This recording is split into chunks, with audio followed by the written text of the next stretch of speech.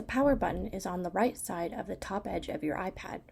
The volume buttons may be on the top of the right edge of your iPad or on the left of the top edge of your iPad. To shut down your iPad, press and hold the power button and the volume button at the same time. A slider will appear on the screen. Drag the slider to shut down the iPad. To turn the iPad back on, press and hold the power button until the Apple logo appears. The iPad will soon turn back on.